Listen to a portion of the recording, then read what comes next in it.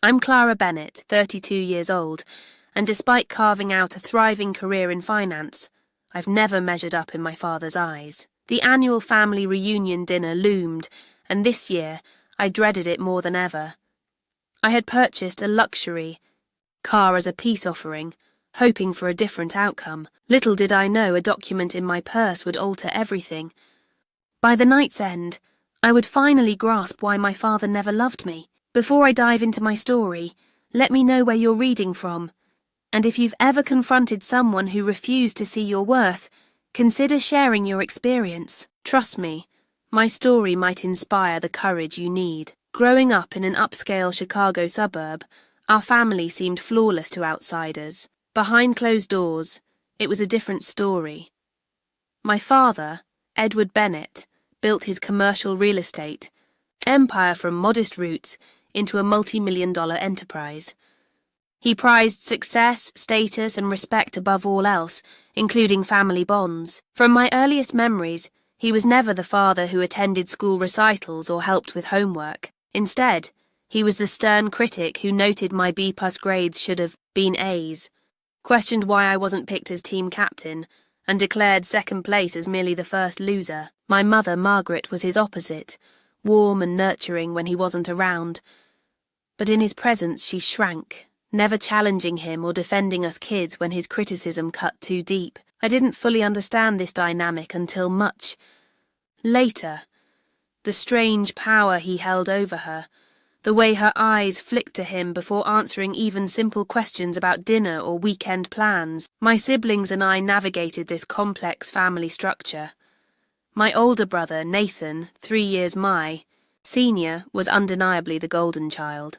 He excelled at lacrosse, made the honor roll, dated girls from suitable families, and eventually joined our father's real estate business after graduating from Edward's alma mater. Everything seemed effortless for Nathan, or so it appeared to me. He instinctively knew how to please our father, while I constantly misstepped. My younger sister, Lila, 2 years my junior, navigated our father's approval system better than I ever could. Not the overachiever Nathan was, she possessed a natural charm and an almost uncanny ability to read the room, knowing when to speak or fade into the background. She became the family peacemaker, occasionally coaxing a laugh from Edward when his mood darkened, slipping into my room after harsh criticism to assure me it wasn't as bad as it seemed. For me, nothing was ever enough. I graduated top of my high school class, earned a full academic scholarship to Yale, despite Edward pushing for his alma mater, viewing my choice as a rejection of his legacy. In college, I juggled 2 part-time jobs while maintaining my GPA, yet during breaks, he'd question why I wasn't interning at more prestigious firms. After graduation, I declined his lukewarm offer to work at his company, knowing I'd be seen as a pity hire. Instead, I moved to New York City with 2 suitcases and sheer determination, sleeping on a friend's couch while applying to every financial firm I could find. When I landed an entry-level position at Morgan Stanley, his response was, "Let's see if you last a month." I didn't just last. I thrived, climbing the ranks over 8 years without family connections, driven by passion but also a desperate need to prove him wrong. Last month, I became the youngest senior investment strategist in the firm's history. The salary increase let me buy my dream Manhattan apartment with savings to spare. With those savings, I made what I thought was a grand gesture, a brand new Bentley Continental for my father for Father's Day. The car cost nearly a year's salary, but I convinced myself it would finally make him see me as successful, worthy of his approval. Looking back, I see how desperate that need for validation was, shaping every major decision. My achievements weren't for me, but were weapons in an unwinnable war for his affection. I wasn't just buying a luxury car, I was trying to buy a parent's unconditional love. The annual Bennett family reunion, held the last weekend of June near Father's Day, doubled as a celebration of Edward Bennett's patriarchal status. This year, I decided to stand out with the Bentley, a sleek silver model with every premium feature Edward had once admired at a country club friend's estate. As the date approached, my anxiety skyrocketed. I spent 3 weekends searching. For the perfect outfit, successful but not ostentatious, feminine but not frivolous, the contradictory mix Edward seemed to expect from women in business. I chose a charcoal-tailored dress from a designer Margaret said he respected, paired with subtle silver jewellery and understated heels. The familiar preparation felt pathetic, the desperate routine of a child still seeking approval at 32. Past reunions haunted me as I packed. At 16, when I won the state math competition, he'd asked why I wasn't focusing on debate since, as people are easy to find. My summa cum laude college graduation prompted only a comment that finance was unstable compared to real estate. My first bonus at Morgan Stanley led to musings about finance being glorified gambling, and my first promotion sparked questions about gender quotas. Nothing was ever an achievement on its own merits, always tainted by his skepticism. This year carried an added complication.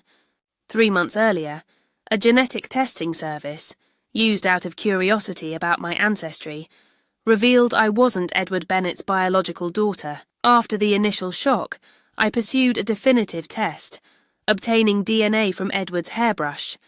During a brief visit home, the results, now in a sealed envelope in my purse, confirmed it, a nuclear option I hadn't decided whether to use. The discovery explained the lifelong sense of being an outsider, the subtle physical differences no one acknowledged, the inexplicable coldness from a man who showed basic affection to his other children. I suspected he knew, and always had. The day before the reunion, I drove the Bentley to my parents' suburban Chicago estate, arranging delivery to a nearby dealership. I planned the presentation carefully, arriving mid-afternoon when Margaret was at her book club, ensuring a private moment. Edward answered the door in crisp business casual attire, despite it being Saturday, looking mildly annoyed. "Clara, you're early. The reunion's tomorrow," he said, checking his watch as if I'd missed a meeting. "I know, Dad.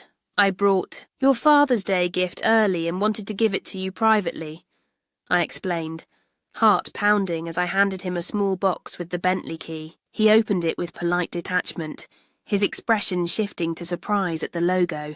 "Is this a joke?" he asked, but I guided him to the window where the car gleamed in the driveway. His face showed brief pleasure before settling into his usual analytical mask. "This is excessive, Clara. What are you trying to prove?" he asked, already moving toward the door, key in hand. "Nothing," I lied. "I got a big promotion and wanted to do something special for you." He circled the car twice, examining it like a property investment, asking pointed questions about financing and insurance that felt like an interrogation. After a brief test drive, where he noted the steering was a bit soft despite the car's renowned handling, he parked it in the garage, not the driveway where guests might see it. His thanks were perfunctory, followed by a comment that I must be doing well to waste money like this, gutting my gesture. That evening, I called my best friend Nora from my hotel room, fighting tears as I recounted the cold reception. "Forget him," Nora said, her anger echoing mine. "Take the car back. He doesn't deserve it." I dismissed the idea, clinging to hope that tomorrow might be different. "Just promise you won't show him that test," Nora warned. "Not unless you're ready for nuclear fallout." I promised, but the envelope remained in my purse, a secret weapon I both feared and couldn't relinquish. Sunday afternoon arrived with perfect June weather, as if mocking the tension I felt. I took the long route to my parents' estate, rehearsing responses to inevitable questions about my personal life, career, and lack of a husband at 32. My knuckles whitened on the steering wheel as I pulled into the maple-lined driveway, already filled with luxury cars from extended family and Edward's business associates, who always made the intimate family gatherings guest list. I spotted the Bentley near the front entrance, not in the garage, positioned for maximum visibility. Taking a deep breath, I smoothed my dress, checked my makeup, and strode toward the front door with boardroom confidence. Margaret answered, her face lighting up as she embraced me, whispering, "You look beautiful, darling," before adding, Your father's in the back garden with the Whittaker group, like a weather warning. The grand foyer buzzed with relatives, a mix of family and Edward's curated connections. Aunt Evelyn, Margaret's sister, approached with air kisses and rapid-fire questions about my love life, while Uncle Harold offered a hearty handshake, and a booming, "There's our Wall Street star," which I knew would irk Edward if he heard. Edward's entrance was choreographed, emerging from the garden with 3 associates, laughing at something only moderately amusing but treated as hilarious due to his status. His eyes swept the room, nodding to guests until landing on me, his lips tightening briefly, before he nodded as he had to distant relatives and moved to murmur something to Margaret. No special greeting for me, the daughter who'd gifted him a car worth more than most annual salaries. I pretended not to notice, chatting with my cousin Julia about her law internship, but the sting of dismissal burned. Margaret materialised, at my side, touching my arm. "Darling, your father mentioned the new car." "How incredibly generous," she said, her eyes mixing gratitude with concern. "Come say hello to the Morgans. They just returned from a financial summit in Tokyo and would love your insights." This was Margaret's way, running interference, creating social buffers for interactions that should have been natural. Nathan arrived fashionably late with his perfect wife, Abigail, and their 2 perfect children, receiving the warm embrace I'd spent decades chasing. "Dad, the new car is incredible. When did you decide to upgrade?" he asked. Edward clapped his shoulder, saying, "Sometimes you treat yourself, son. Success has its privileges," with no mention of my gift. Lila intercepted me before I could process the erasure, her hug lingering with understanding. "I heard about your promotion, Clara. Groundbreaking," she whispered, using my childhood nickname Cece. Her sincerity soothed, but Edward's indifference highlighted the disparity. As appetizers circulated, I noticed Edward leading associates to the front drive, showing off the Bentley, his face alive with pride I'd never seen directed at me. "He's been doing that all morning," Lila murmured, handing me a glass of wine. "Mother said you bought it for him. Incredibly generous, Cece." I sipped, watching Edward invite an associate to the passenger seat. Generosity wasn't my motivation, I admitted quietly. I just wanted him to see me as worthy. Pathetic, right? Lila squeezed my arm. Not pathetic. Human. But Cece? Dad can't give you what you're looking for. Something in him is broken when it comes to you. Her words hit hard. Not new but painfully real when voiced aloud. The envelope in my purse doubled in weight. A ticking bomb I both wanted to detonate and contain. The hour before dinner unfolded predictably, everyone migrating to the formal living room with its uncomfortable antique furniture and tasteful decor, selected by Margaret, but approved by Edward. I sat on a window seat, nursing wine, observing family dynamics with newfound clarity, the knowledge of my genetic otherness creating detachment. Nathan commanded attention, regaling everyone with his latest real estate deal, a failing retail plaza he'd turn into luxury lofts. The initial investment seemed risky, but I saw potential others missed, he said, Edward nodding approvingly. That's the Bennett instinct, Edward interjected, seeing opportunity where others see failure. It's in the blood. The irony wasn't lost on me, the envelope growing heavier with each blood-related claim. The conversation shifted to me. Clara, Edward says you've moved up at your firm, Uncle Theodore remarked. Senior investment strategist, right? Impressive for your age. Before I could respond, Edward cleared his throat. A good stepping stone. Finance is volatile, though. Not like property. He turned to Nathan. Real assets withstand market fluctuations. They persist through generations. The dismissal stung, reframing my success as inferior. Actually, I began using my professional voice, my division generated 38% returns last quarter, outperforming the market by 22 points during volatility. My risk assessment model was Adopted company-wide. A moment of silence followed before Edward waved dismissively. Numbers on paper. When the next recession hits, we'll see how that holds up. He turned to an associate. Speaking of property, what's your take? On the zoning changes in the Lincoln corridor? I excused myself to refresh my drink, Lila whispering. Don't let him get to you. I heard about your model from Michael's cousin in finance. It's revolutionary. At the bar, I overheard Edward in his study, the door ajar. The car? Quite an upgrade. When you build something from nothing, like I have, you earn these luxuries, he said to Walter Grayson, his business rival. Your daughter Clara mentioned she bought it for you, Grayson replied. Sounds like she's making a name for herself in New York. After a pause, Edward said, The girl's always been desperate for attention. Her success comes from opportunities I provided. Private schools, college connections, the business sense I instilled. The car's just her applying what I taught her, the erasure of my achievements, rewritten as his influence, sent anger through me so intense. I nearly dropped my glass. Nathan intercepted me in the hallway, his expression serious. Clara, Dad says you've been asking Mother odd questions about her college years.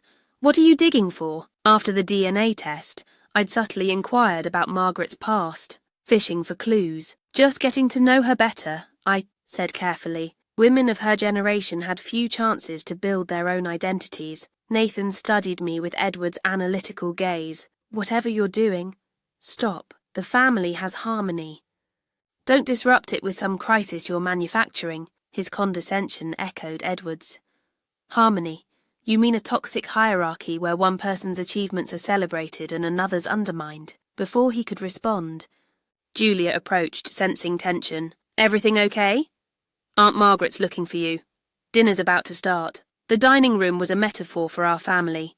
An imposing oak table seating 20, cold despite its grandeur, with ancestral portraits watching judgmentally. Margaret's table settings were flawless. Crystal glasses, precise flower arrangements, name cards assigning hierarchical positions. I was seated between Julia's husband, whom I barely knew, and an associate, far from meaningful conversation. Nathan and his family sat near Edward at the table's head, with Lila and her husband as buffers. Margaret sat at the opposite end, connected yet distant. Edward rose, wine glass in hand, silencing the room. Welcome to our annual reunion, he began, his charm polished. I'm fortunate to have built not just a business, but a legacy embodied by my family. His gaze lingered on Nathan, then Lila, sliding past me like wallpaper. He toasted Nathan's business expansion, Lila's hospital board work, and ended with a pointed remark about family success coming from proven pathways, not challenging traditions. His eyes briefly on me. As the meal progressed, he lobbed undermining questions my way. Clara, your firm's domestic-focused, right? Limiting, given global opportunities. Or, your promotion came after the Clarkson account. Fortunate timing, Nathan introduced you to David Clarkson at last year's gala. Each reframed my success as limited or dependent on connections I hadn't used. Actually, I corrected lightly, our international division adopted my model last quarter, and the Clarkson account was a blind pitch, no introductions. Lila's sympathetic wince noted each exchange.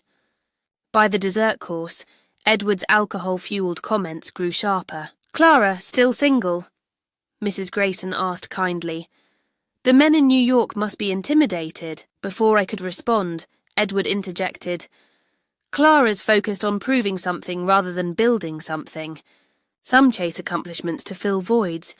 Bennett women traditionally understand compromise better. The cruelty landed precisely, implying my success compensated for personal failure. Margaret's sharp intake of breath was audible, but Edward continued as if uninterrupted.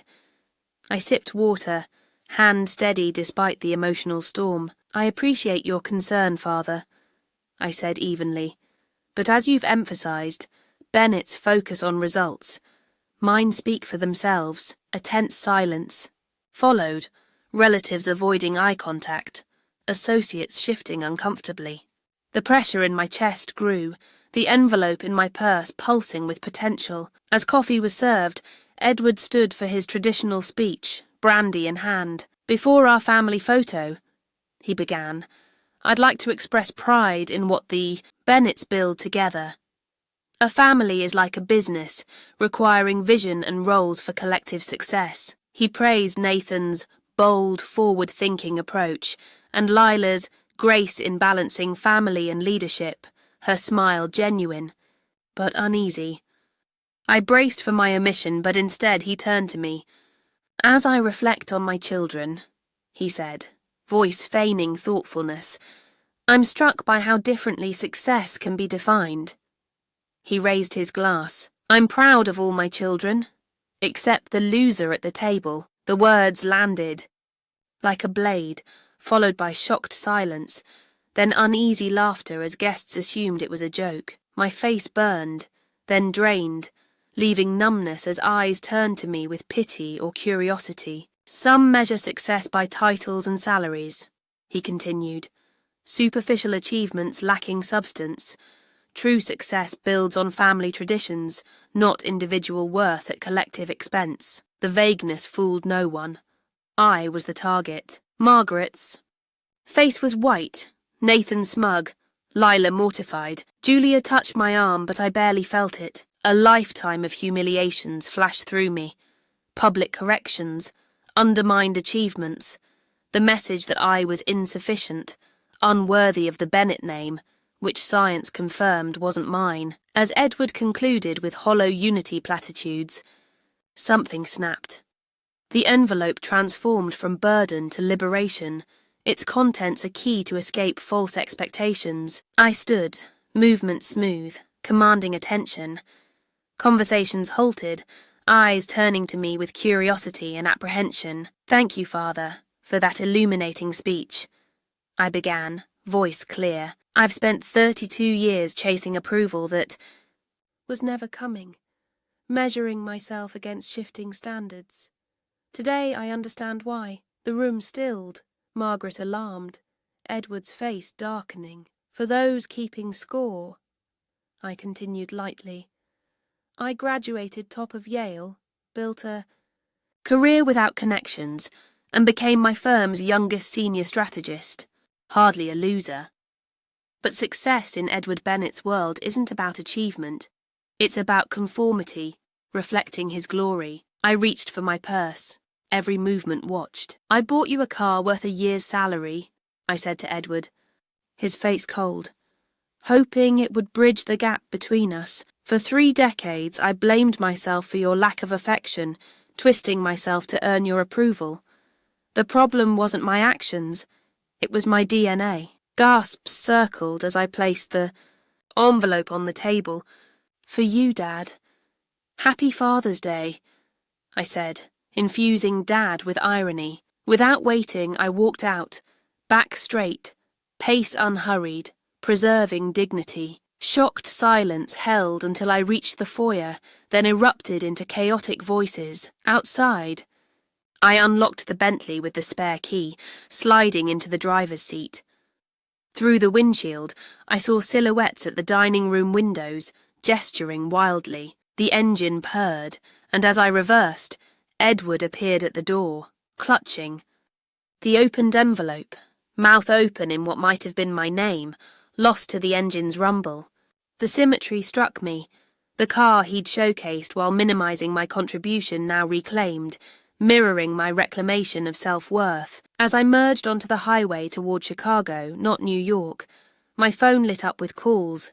Lila, Nathan, Margaret, cousins. I silenced it, needing to witness the fallout without engaging. In the rearview mirror, I glimpsed Edward rushing into the street, his composed face contorted in primal emotion, arms raised. The image burned into me as I accelerated, the family narrative shattered by 3 pages of science and 1 moment of clarity. At a downtown Chicago hotel, my phone showed 17 missed calls and 29 texts. Lila's messages moved from confusion, what was in that envelope, to concern, everyone's freaking out, to details. Dad read it at the table, shouted for Mum. She went white. They locked themselves in his study. Margaret's voicemails deteriorated from calm, please, cool, to desperate. The test can't be right. Nathan's texts threatened legal action over the car. Lila's call confirmed the chaos. Dad lost it when he saw the car was gone.